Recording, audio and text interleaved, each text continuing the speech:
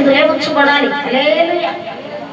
అందుకంటే ఇక్కడ నీ బలాతిశయమును బట్టి నీ శత్రువులు లొంగి నీ యొద్దకు వచ్చెదరు. హల్లెలూయా. నువ్వు దేవుని నామాన్ని గణపరుస్తున్నప్పుడు, దేవుని నామాన్ని ఆరాధిస్తున్నప్పుడు, దేవుని నామాన్ని స్తుతిస్తున్నప్పుడు నీ బలాతిశయమును బట్టి, నీ బలమును బట్టి శత్రు సమూహాలు లయమైపోతాయట. శత్రువులు నీ ఎదుట లొంగిపోతారట. హల్లెలూయా. ఎన్నాళ్ళు ఒకవేళ శత్రువుని మీ ఎద్దకి లొంగిపోలేదేమో, ఇన్ని రోజులు నువ్వు ఓడిపోయినవేమో, నువ్వు భారభరితమైన ఆత్మ కలిగి నువ్వు ఇన్ని రోజులు నువ్వు జీవించినవేమో, భారంతో బ్రతుకుతున్నవేమో, అలిసిపోయినవేమో, లేకపోతే శత్రువును గెలవలేక నువ్వు ఓడిపోతున్నవేమో. అయితే ఈ రోజు నా దేవుడు నీతో మాట్లాడుతున్న మాట ఏంటంటే, నీ బలాతిశయమును బట్టి నీకు ఎదుట ఉన్న శత్రు సమూహము లొంగిపోతారని చప్పట్లు కొట్టారు.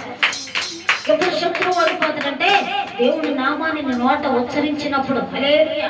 దేవుని నామాన్ని నువ్వు ధరించుకున్నప్పుడు, దేవుని నామాన్ని నువ్వు ఘనంగా ఆరాధన చేస్తున్నప్పుడు, దేవుని యొక్క సంతోష గీతము నీ నోట పాడుతున్నప్పుడు నీ శత్రువు అట లొంగిపోతాడట. హల్లెలూయా.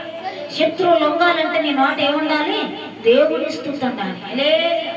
నా స్థితిని మార్చిన స్తుతులతో నా రోగాల పర్వము ముగిసెనే. నా స్థితిని మార్చిన స్తుతులతో నా రోగాల పర్వము ముగిసెనే.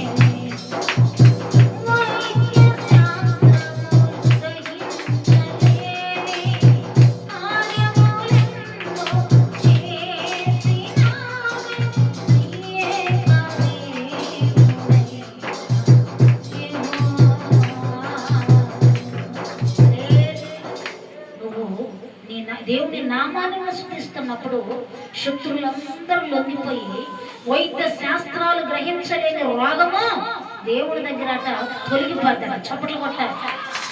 ఎప్పుడట రోగం కావాలన్నా నీ నోట స్తుతి ఉండాలి, అప్పులు తీరాలన్నా నీ నోట స్తుతి ఉండాలి, ఇల్లు గృహాలు కట్టబడాలన్నా నీ నోట స్తుతి ఉండాలి, ప్రజలు మారాలన్నా నీ నోట స్తుతి ఉండాలి.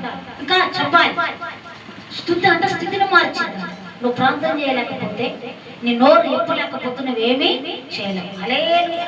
దేవుడు కూడా కార్యం చేయడానికి ఇష్టపడదు. ఎప్పుడట రోగం పోవాలన్నా నీ నోట స్తుతి ప్రార్థన ఉండాలి. హల్లెలూయా.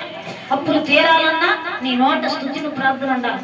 ఎవరైనా నీకు డబ్బులు తీసుకొచ్చి ఇవ్వాలన్నా నీ నోట స్తుతి ప్రార్థన ఉండాలి. హల్లెలూయా. పెళ్లిళ్ళు కావాలన్నా నీ నోట స్తుతి ప్రార్థన ఉండాలి. త్రాగుబోతులు భర్తలు మార్చబడాలన్నా నీ నోట స్తుతి ఆరాధన ఉండాలి. హల్లెలూయా. ఎప్పుడైతే నీ నోట స్తుతించడం ప్రారంభిస్తావు